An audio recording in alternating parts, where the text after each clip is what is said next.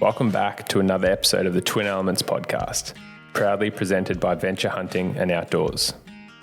If you're like us and passionate about hunting, spearfishing, and many other outdoor-related pursuits, with an eagerness to fast-track your learning, then this is the podcast for you.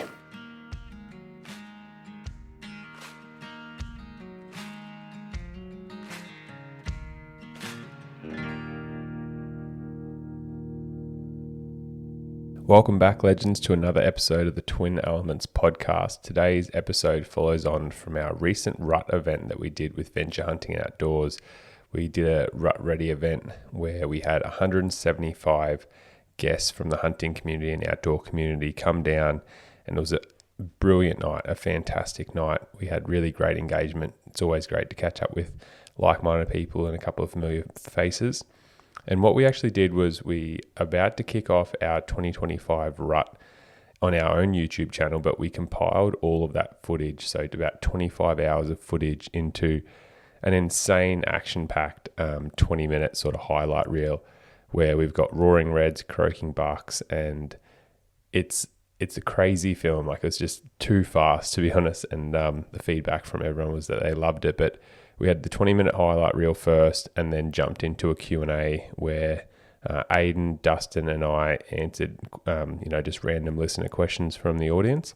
And that's what you guys are about to listen to here. So these are I think it's a pretty good gauge of what people, want to learn and want to hear going into the rut. And so, you guys will be able to listen to everyone's questions as we answer them on the fly. So hopefully you enjoy this podcast. As usual, if you have a listener question that you'd like answered on the podcast, please send that to info@twinelements.com.au. That's an email with the subject line FAQ, or send us a message on Instagram, either at Twin Elements, Ayden Doumtsis Outdoors, or James Doumtsis Outdoors, and we will get to it at a future podcast. Thanks.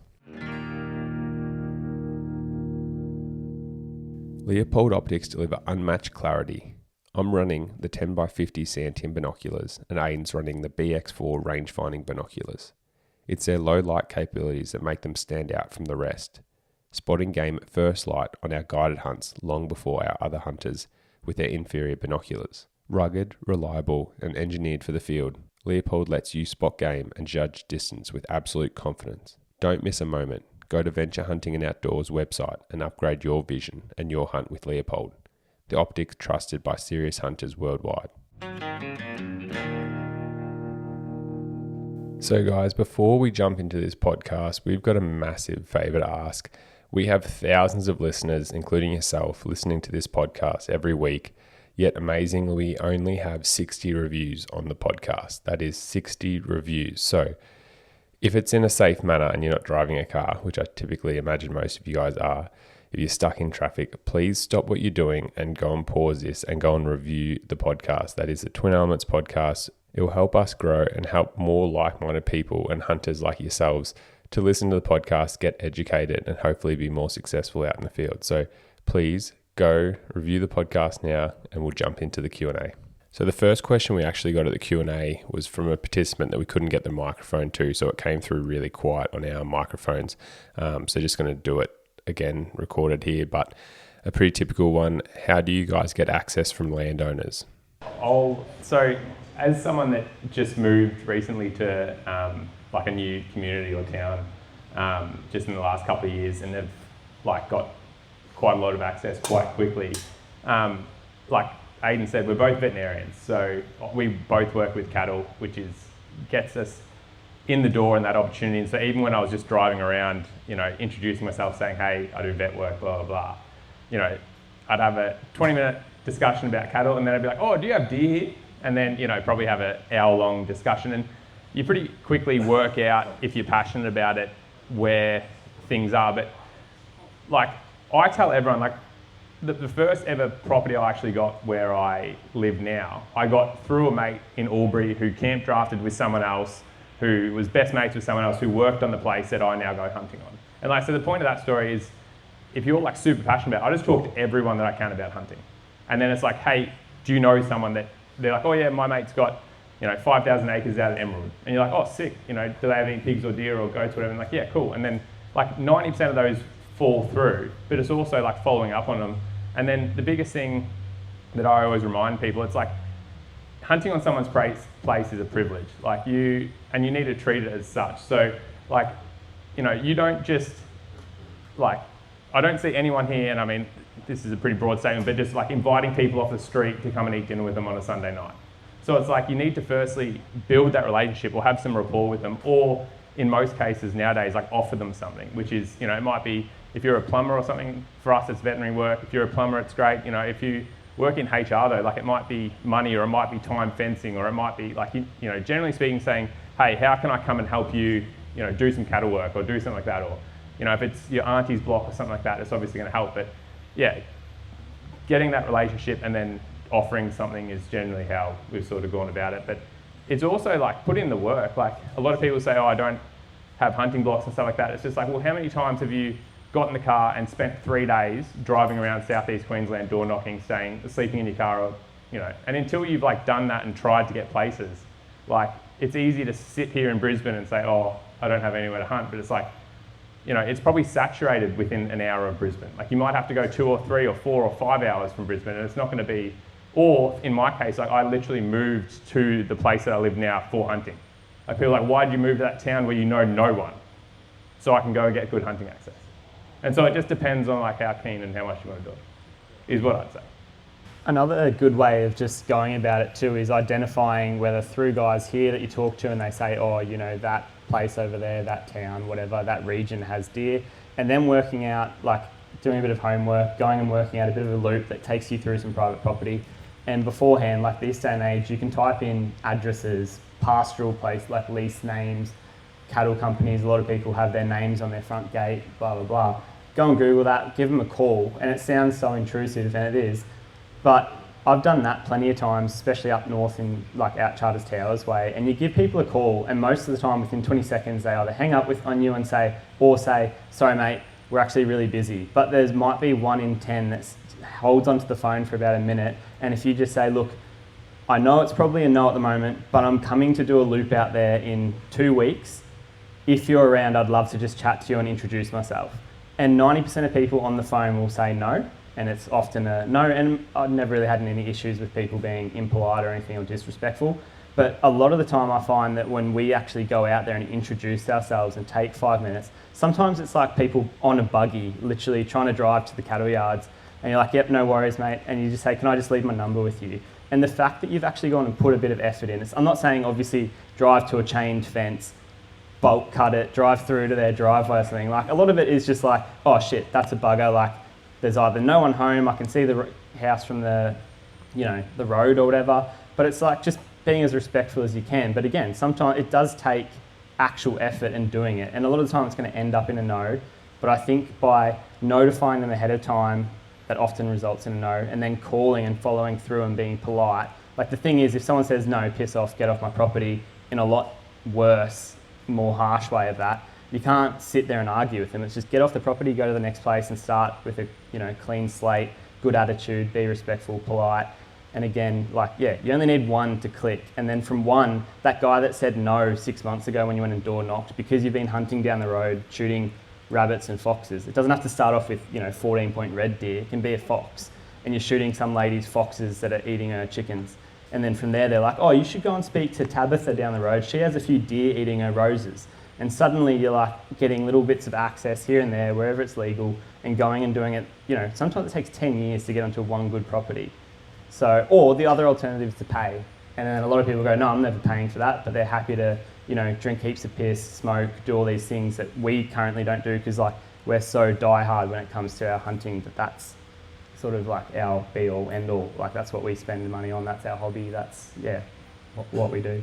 I was just going to add, people always hate, like when I go to door knocking, I'll never open a closed gate. So that's like one thing I've never done. I've met farmers at the gate, and it's like been some of the best places I've ever got onto. Like I was pretty fortunate. And then the other thing is like I would have spoken to, and I've never even dropped the vet card on some of these places that I've got. And I've probably door knocked 50 to 100 places in person, like cold, just know that there's deer in the area, rock up. And I've never once got told like, fuck off, mate. Like most people like genuinely like, because one of the lines I use, it's like, I'm here trying to distinguish the guy that you catch walking your place, or the pig dogger that just jumped the fence, or the guy that you catch in the middle of the rut or whatever. It's just like, the reason I'm asking you face to face is because I respect your privacy, but I do want to come and shoot that big 14 point stag that I know lives here, and they appreciate that, and 9 times out of 10 it's a no, but the one time it's a yes, well then sick, you've just got 4,000 acres of prime fallows hunting, or pigs or goats. And like what Ayden says, most of the thing we're talking around here, I know there's an emerging fallow deer and rooster and chital population stuff, but most of the stuff we're talking about probably for you guys here are going to be reds. But there's all up and down the East Coast, there's heaps of stuff. But I'd just say there's areas that are very well saturated, but yeah, just put in the time and put in the effort and you'll get the spots. You guys used a range of calls for calling the deer there. How do you make a decision on whether you're going to use a stag call or a doe call or other? Has it changed as the rut progresses, or is it just on a case-by-case basis? Yeah, definitely. A lot of it is, and that's hard with a little zippy sort of film like that where there's next to no context. A lot of these stags that we saw, the way we generally hunt is we don't like to declare our presence. So 90% of animals we're not calling to. If there's a fallow buck, for example, calling, we try and creep in undetected, get as close as we can, and then if we need to, we might try and tempt them with the doe call. So species differences, I guess, with fallow deer pre-rut, so before they're sort of locking down does and they're building their scrapes, can be a really good time to rattle, just because normally they assume that, if there are bucks fighting, they're probably fighting over an in-season doe, and pre-rut sort of is declaring that there probably aren't as many does available in season, so these bucks might be a little bit toey. Then a lot of the time as well, when you're calling to animals, the younger an animal is, the more eager it is and lustful without a doe or without a female, the more likely you are to bring that in. So if you go to the pub and say, oh my God, look, there's a stunning, beautiful girl out there, you're going to find that all the guys with their partners are probably not going to look. They're well trained. They're going to stay, looking and maintaining eye contact with their partners. They're not going to fall to that trick. Whereas all the young 18-year-olds who haven't seen a girl before are going to be running out that way like, oh my God, where? And they're kicked out of the pub, whatever. So it takes a lot more to be able to call those older, wiser, locked up sort of males.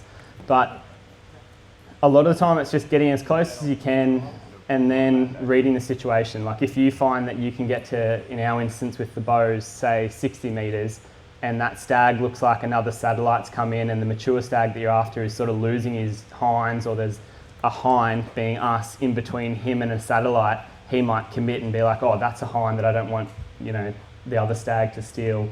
So he might be more enticed to come away and try and round that hind back up. Do you want to crack? Yeah. I was just going to say, for me with red deer, it's I locate with a roar, and then generally speaking, 9 times out of 10, I'm going to try and hind call them in. To add another level to that, it's honestly, it's whatever's working. Because some stags, it depends on how it progresses through the rut. So there's some days that you'll be 50 metres off a stag and you're hind calling your arse off, and they're just roaring back at you and they just do not care, but you roar and they just turn on a dime and they come straight in. So really the simplest version I can say is whatever's going to work, whatever's working, and generally it's a combination of both. But yeah, for most of it, it's roaring to locate, and then we move in, we get to that 100 metres, maybe 150 metres off, the closer the better, but it depends on topography and stuff. And then it's a hind call, and hopefully especially because we're filming, but yeah, hind call and then get them to come in. But if you're hind calling, you'll in the longest version stuff, it's a bit better because you can show each hunt sort of strategy and breakdown. But if a stag has hinds and you're hind calling, that's where he's probably not going to leave his harem of girls to come and check you out. But he might, in the middle of the rut, but maybe towards the end of April, he knows those girls are bred and he's just hanging around them because he can. And he might come and check you out because you're a new spicy love off to the side. Equally though, if you're in the middle of the rut and you roar and you're only 50 metres off him, he's like, oh, stuff you, and that's where he might be territorial and he might come and kick off hopefully this younger stag. So it just depends on each circumstance what's going to work. But honestly, it's just whatever they seem to be responding to at the time is what I'm going with. And that's the thing as well, like you've seen obviously what Yeah. works and doesn't work, and you know, well, most of it on that film you saw what worked, but we were out there for 20 odd days, 3 weeks, whatever it was, running around the hills, chasing, calling, not calling. There were so many times we didn't call and went, oh, maybe we should have. That big fella that we thought was probably the stag of the trip, to be honest, that we did see for a second, he was reacting to hind calls, and we tried roaring, nothing. Didn't hear a single vocalisation. Saw him, and he had been definitely within earshot of us, but our roars, you could see he was kind of a bit slow, limping, walking along the boundary fence. So he'd probably been bashed in the last week. So he's not looking for another fight, another stag. The second we identified him, he was pretty much heading to the neighbours, and that's the risk of hunting small private property in these places. We hind called to see if he was, you know, susceptible to being called in, and he just turned and started roaring. And that was a deer that we just, you know, we let out maybe as we walked along this ridge, 5-6 location roars trying to get any stag to call back. And it wasn't until we let out 2 hind calls that he went, oh yeah, shit, a free hind up there, I'll come into that. So that's just reading the situation. We then try to duck down so we could get into a position to get the wind right, because we had no doubt we would have been able to calling him with hind calls if we didn't move, but he would have winded us earlier. Whereas we made the risk to try and get down and around, get to a little corner that we could hunt him and try and calling him in through. But then as it goes with the bow, he was at about 150 and some roos went through and he went through. So that's just, you know, a situation that unfortunately went the wrong way. But again, it's just reading that situation. Whether it's hunting, fishing, hiking, or any other activity in the great outdoors, Dog and Gun Coffee is ready to fuel your adventures. Their preloaded drip filters are a game changer and help you enjoy cafe quality coffee in the field. Their dark roast, the Samba blend, is my personal favourite. Even when I'm at home, I'm drinking Dog and Gun Coffee. Set yourself up with a subscription to get monthly shipments of the good stuff. With a subscription, not only is coffee delivered hassle-free to your door, you can also enjoy benefits such as discounted coffee and entry into a range of their epic giveaways. The legends over at Dog and Gun have extended their support to you, our valued listeners, to help you discover your brew of choice today. Use code TWIN10 at checkout for $10 off your first order. Shop today via their website or head in store to Venture Hunting and Outdoors, who also stock the range.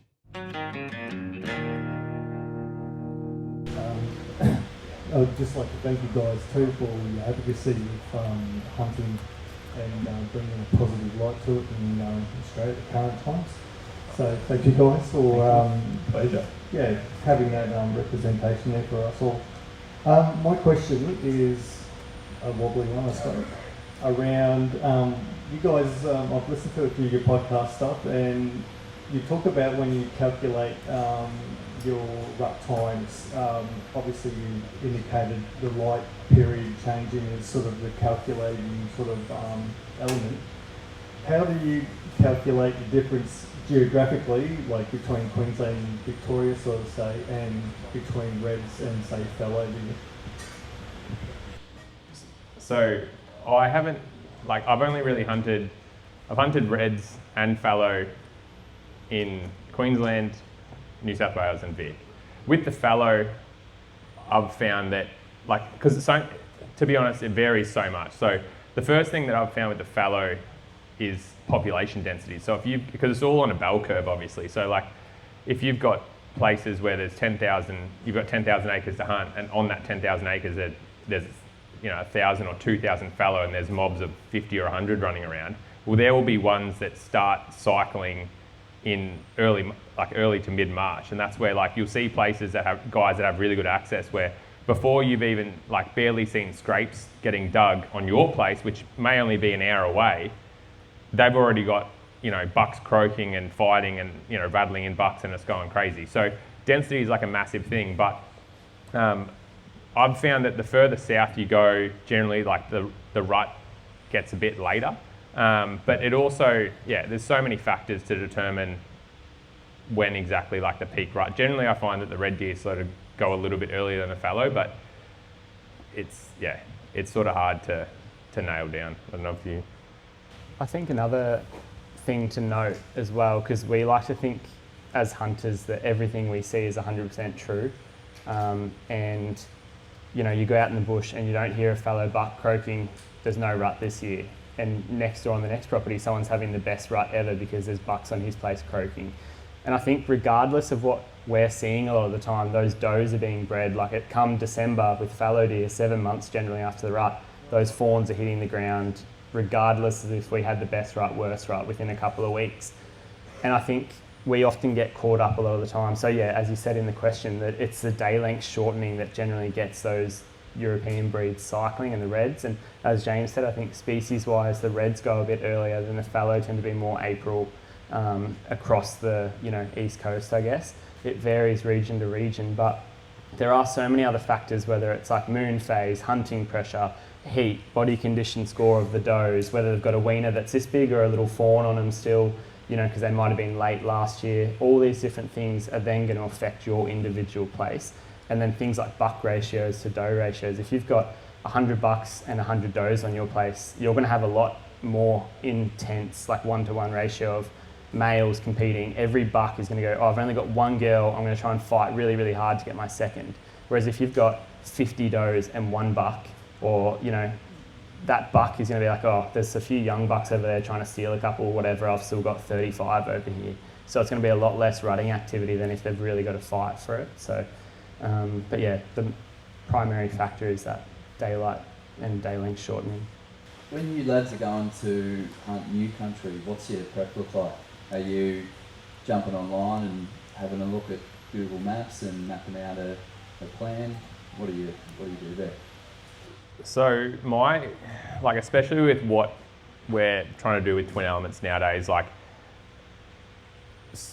the first thing that I do is go and get the property owner, and I'll wait. Like I might get the best access in the world, and it's like the week before the rut, and I'll wait until the owner can drive me around and show me all the boundary fences.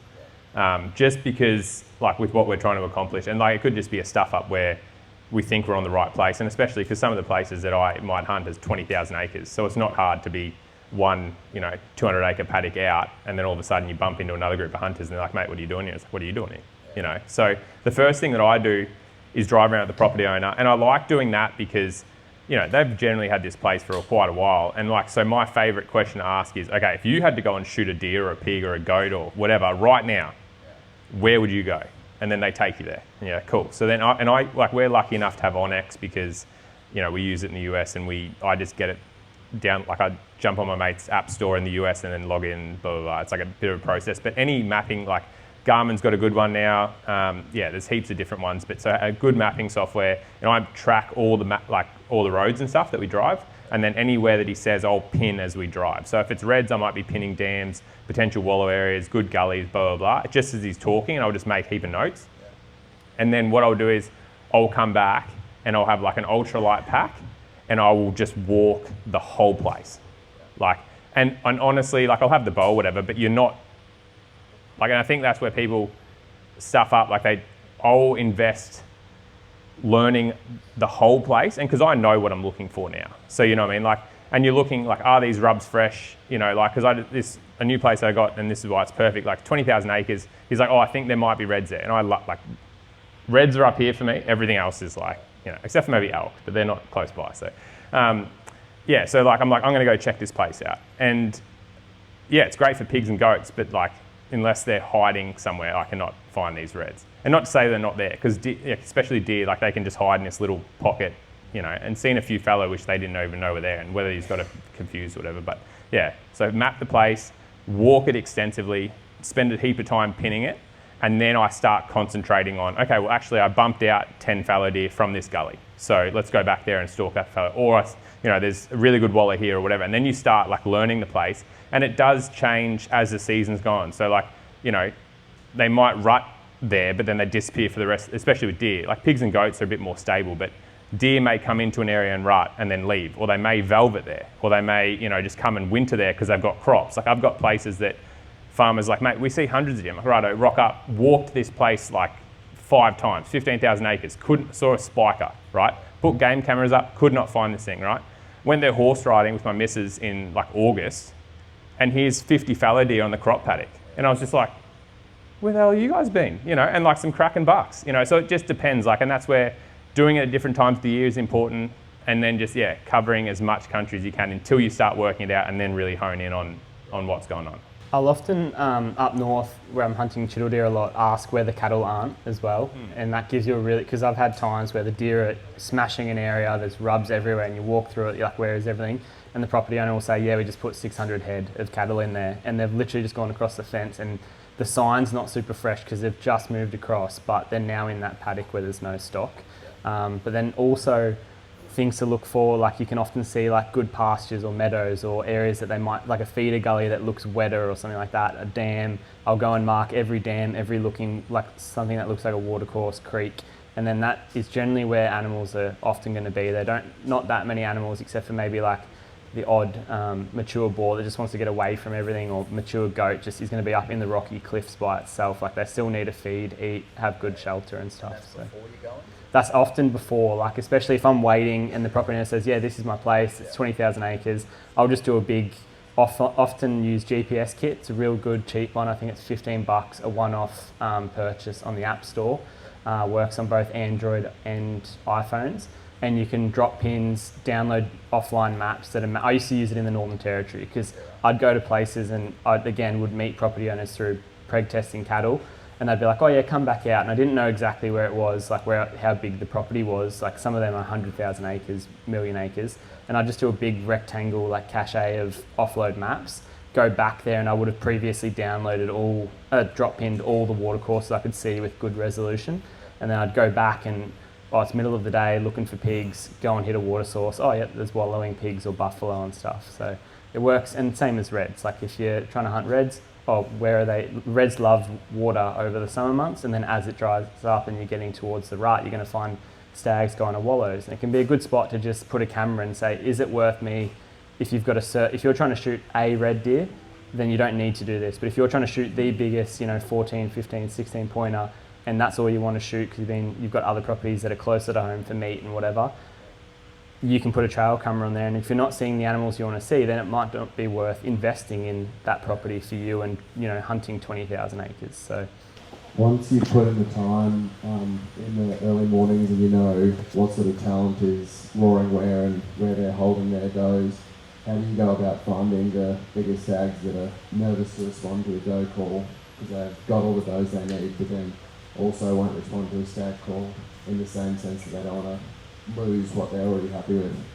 Yeah, I think 90% of our bow hunting otherwise is outside of the rut. So we often rely a lot on glassing, going, oh yeah, there's an animal in that vicinity, and then from there it's generally good enough. So if we've got, say, a fallow buck, especially if they're very territorial, obviously on a scrape most of the time, they're not normally racing around the hill.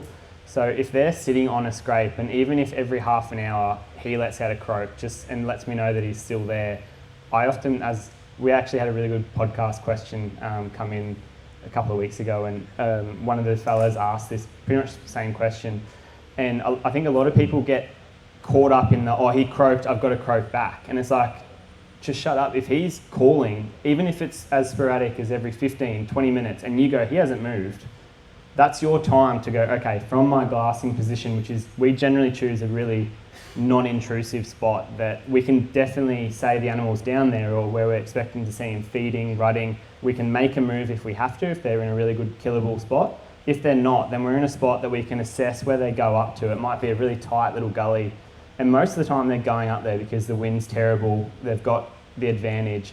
But at least, say mid-morning, now that we know a red stag's gone in there, we heard him roar, we could see where he may have gone out, or crested the next ridge and gone out of that gully. He's in there with 10 hinds. That's still a killable deer to us, even if it's at 12 in the midday sun.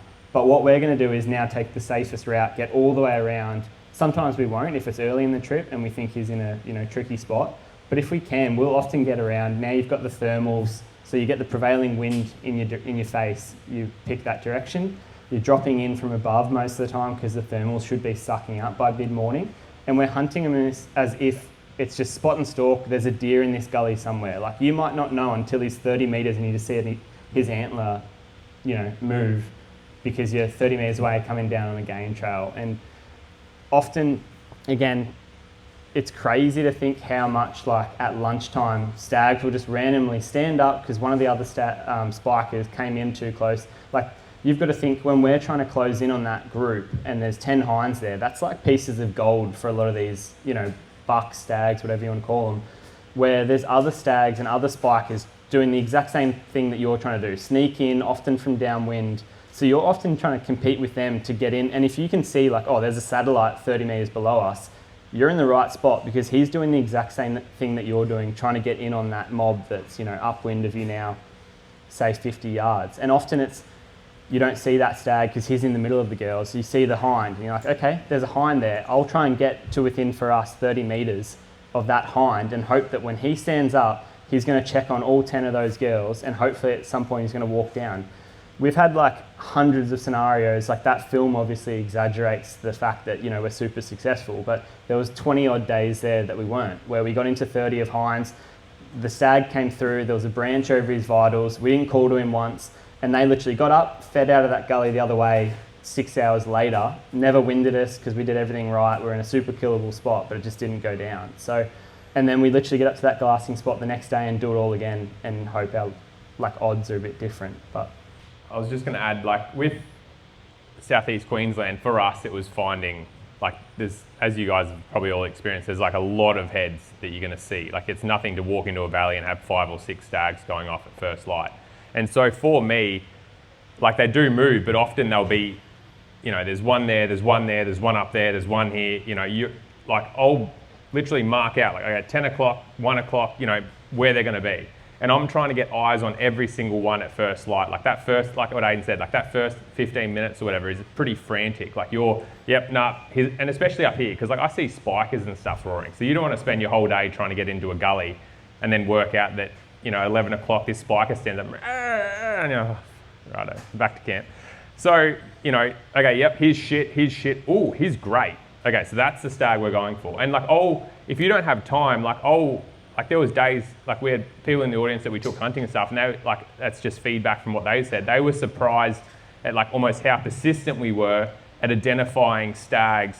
And like, we had stags that we called in like 800 meters over the boundary fence because we were just standing there stubborn, doing like ridiculous, like yelling hind calls, and they were roaring back at us. And it took them 2 hours to get up to us. Like that stag that actually walked into like a meter and then it jumps to the next cliff or whatever. He was one that we called like 800 meters over the boundary fence. So I mean, like, if they're not calling to like back to you, then that's when they're like, hey, cool, let's go quiet, let's go get the thermals right, get above them, and then sneak into that valley and try and identify them. But most of the time, it's like first light, you've got an hour or two, they're going to be calling. You call back when you need to, like what Dustin said, and get eyes, and then find the stag you want to go, and then go. Whether you call in or go quiet, that's it. But you're really IDing them and pinning stags for who's going to be the best one for the day.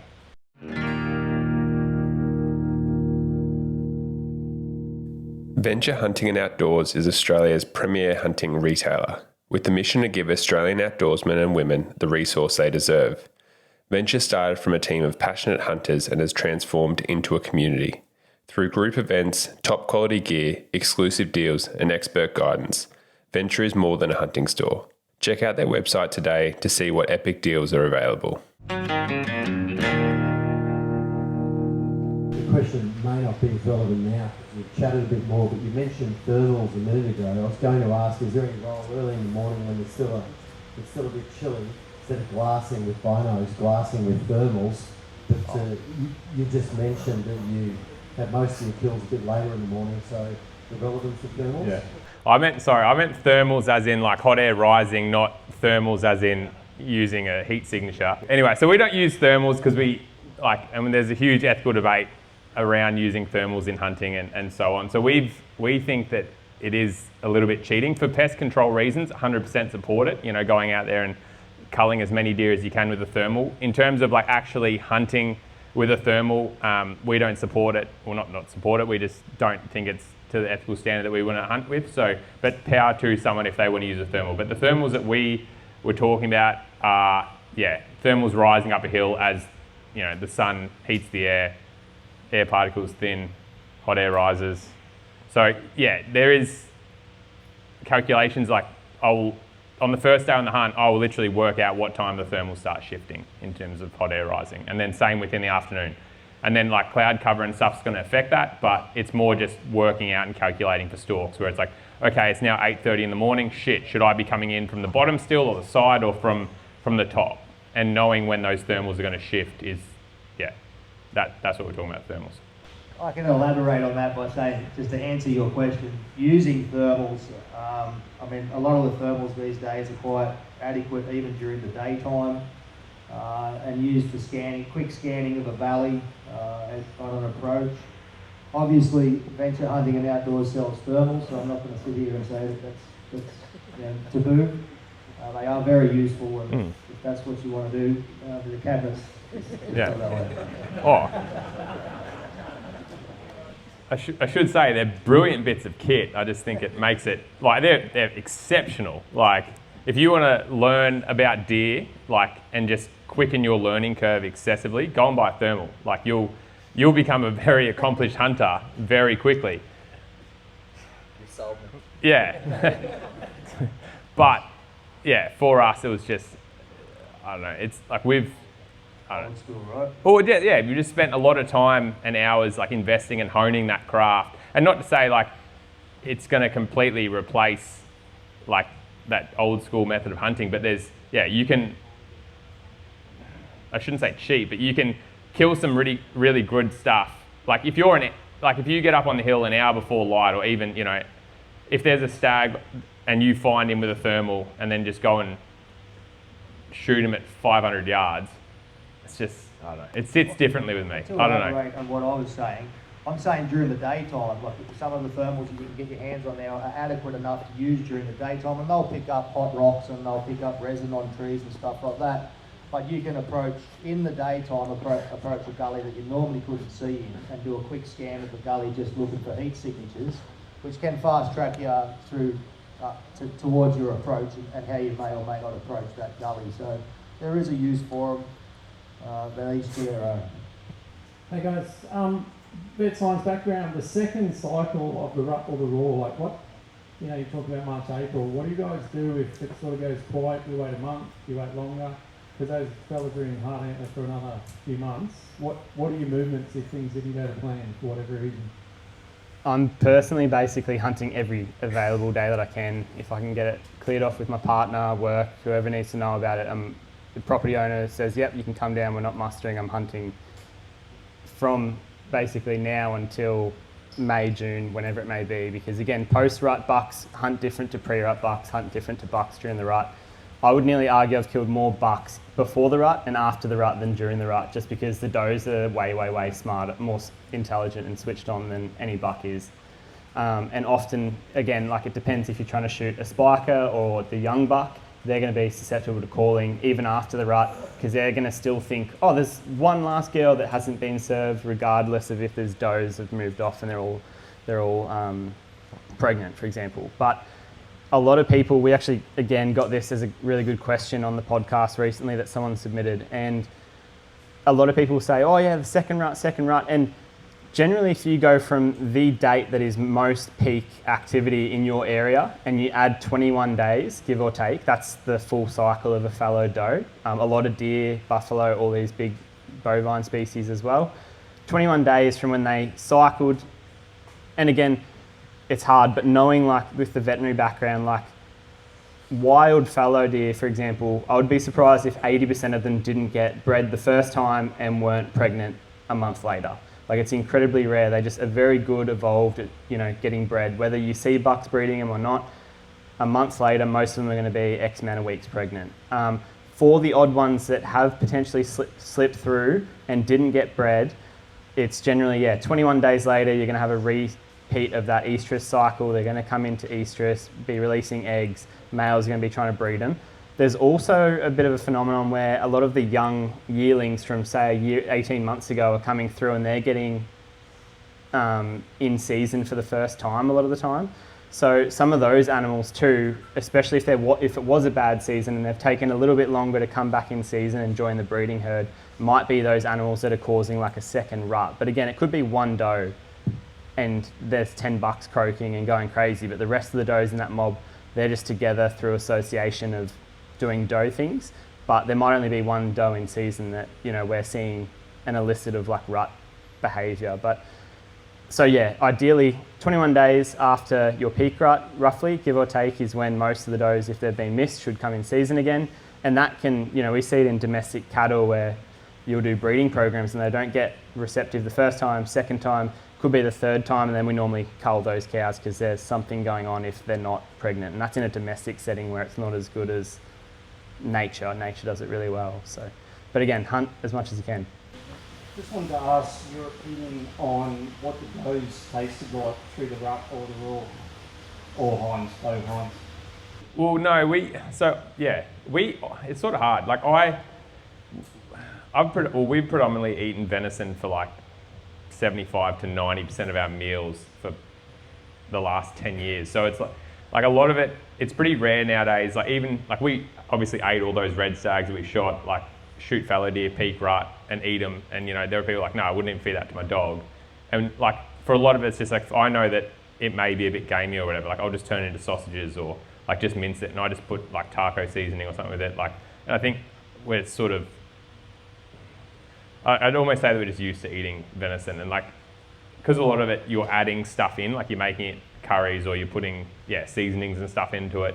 Like it all just tastes the same to me now. So it's sort of hard. Like, do I know? Like even like I shot a velvet buck last week, and like I don't know, I didn't think he tastes that different to a buck that I shot in the rut.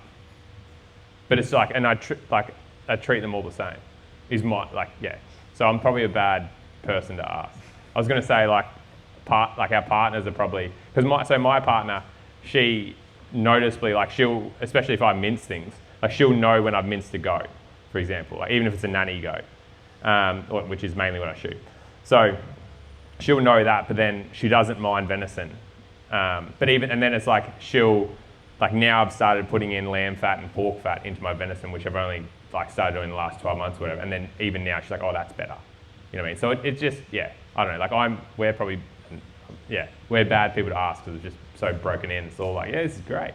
A lot of it too, like if you think about it, a lot of those does come the rut are trying to wean those fawns that they've had since December through till sort of March, April. So that gives them 4 or 5 months roughly, where those fawns, a lot of the fawns that you're seeing with the does are stuff that they're kicking off, and again through association they're like haven't quite been weaned, but they're not really with mum suckling a lot of the time. And then they're getting ready they've hopefully weaned those fawns from the previous year, just starting to pick up a bit of body condition to get pregnant again. So ideally, a lot of the time, the best eating animal, as harsh as it sounds, is an animal that is pregnant. And it's often can be really difficult pre-rut, shooting a doe and knowing whether that fawn's young or old enough, like is it going to survive? Most of the time they will survive just pre-rut, but it's hard. Like ideally, if you want to go out in summertime, because the weather's nice and stuff, and shoot does, a lot of the time the reality is that they've got little fawns on the ground that are tiny and reliant on mum. So, but then during the rut, if you've got a doe that walks out, the truth is she's probably been getting chased around by a buck, has a bit of lactic acid, has just weaned her fawn, but give it 2 or 3 months, say it's the middle of winter and that doe's really just been eating, she should be in theoretically like the best condition, but she'll have like a little fetus within her uterus. So again, to be honest, we didn't even shoot a female this rut as such. Like James on some of his fallow properties will shoot a couple of 100 does a year now, just to try and keep numbers under control. And again, he is doing that more out of the rut, just because typically during the rut we're trying to hunt those bucks and stags and stuff. But a lot of meat care, food quality, taste, all that type of stuff, I think genuinely comes back to handling as well at the time. Like if you shoot that doe, notice a buck's croaking, go down there, leave her, even if she's in the shade with the guts in for an hour or two, come back. It's going to taste different to if you get there, butcher her out, chuck her straight in the cool room, take the cape off her. The cape's not all wet, sweaty, full of dirt, milk, blood, whatever. You've got all those, factors off the animal. It's just a nice, clean, fresh carcass, bit of meat hanging there in a light breeze. That's going to eat a lot better, in a couple of days, weeks, whatever you want to do after you've hung it, than something that's sat in the field for a bit longer, or all those type of traits, I guess. So just another question that didn't get picked up by the mics, guys, was how long do you guys hang your meat for? And this is bad. So I eat a lot of mince, so I don't generally hang stuff at all. Like I'll hang it, like if we're hunting or whatever, we'll hang it while we're butchering still and stuff. It gets chucked in my backpack. It then, goes home. And normally, like that afternoon, I'm cryovacuuming back straps and I'm mincing, and that's like the extent. Like there's 3 things that happen in my kitchen: back straps and steak cuts, which is normally just the back straps, or like that buck the other day, I'll keep some of the hind leg cuts for him. Like chunks that I've pre-done for slow cooking, and then mince. Like I smash a lot of mince. So, and that's just, like we used to keep stuff for, doing schnitzels and jerky and blah, blah, blah. And you just, now it's just put it through a carnivore collective mincer and 10 out of 10, tender.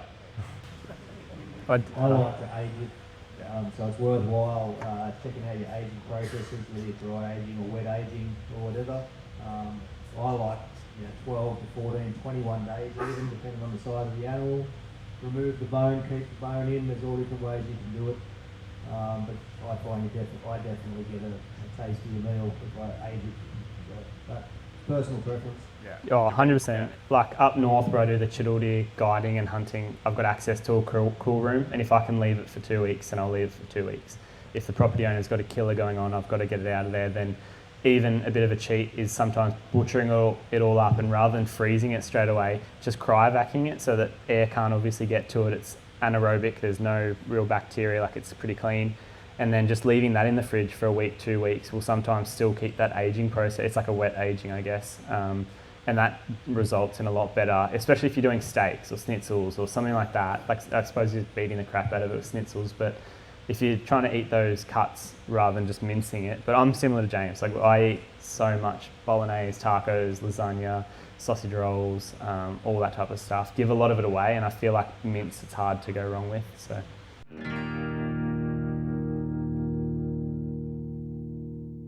Originating in Texas, USA, Numa Outdoors has formulated a durable, breathable, quiet and comfortable camouflage.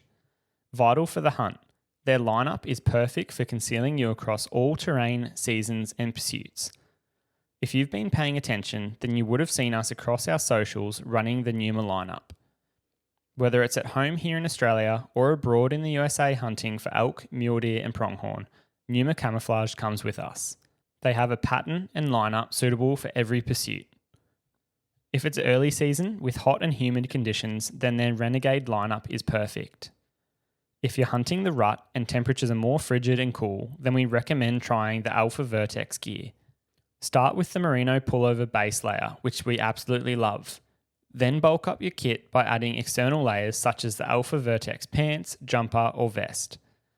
For those days where wind chill is a concern and you can't quite get warm, run their puffer jacket, gloves or beanie and hunt super cozy and comfortable.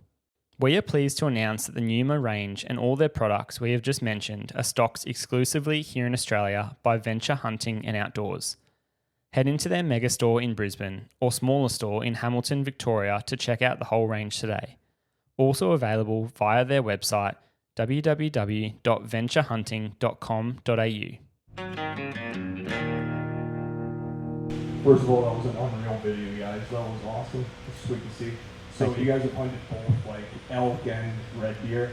I was just wondering what the similarities are, because I'm from Canada. We hunt elk all the time out there. So I was just wondering, what do you use like technique-wise?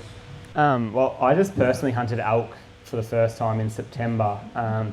Similarities would be just like they move a lot more than you think they move. And an elk, they cover ground, like you're nearly running after elk to try and get in front of them a lot of the time. Red's probably not to that extent, but the calling, I think, here helped us in America, and just like the reading animal behaviour is a massive thing. Understanding that like the bull elk, for example, hates giving up ground. It's not, we probably didn't see it as much here in where we were hunting, because a lot of it in New South Wales was like lower density. So there was like one stag, 2 or 3 hinds, and that actually made him super susceptible to calling, because he's like, oh, I've just, gained an extra 25% of female by, us giving out a hind call. Like say there was only 3 does with him or 3 hinds with him. We've been a 4th. He's like really invested to come and answer that call, because his odds of, landing that female are so much higher. Whereas in America, we found that those bulls, they can hear you cow call, but they're like, I've got 30, what's one extra? And in elk and red deer biology, the females are meant to go to the males rather than with fallow. The males are meant to go and round up the females, but once they've got enough, they're not going to leave them, and they're a lot more mobile than like a fallow, which is sort of sitting on a scrape. But I think the biggest thing about elk that probably for me was like pressure. Like you scare them and they're just gone, like 5 miles away for no reason. There were days where like, oh cool, we've got 50 elk in front of us here, and then they're just gone, like 5 miles away. But then if you didn't spook them, they were there living in like a little meadow this big in a little gully, 50 elk for days on days. And you'd walk and you'd hit scent and be like, oh, there's elk in front of us. And sure enough, you'd go and get a good vantage point and see where they'd come out in the afternoon. And you'd be like, oh, there's one cow, 2 cows. Oh yeah, where's the bull? And 50 cows would come out of this little thing like this. And you're like, holy shit, like that is incredible. And big horse-sized animals nearly coming out of a little pocket. And I was going to say they're probably a lot less, like I think the red, like very similar.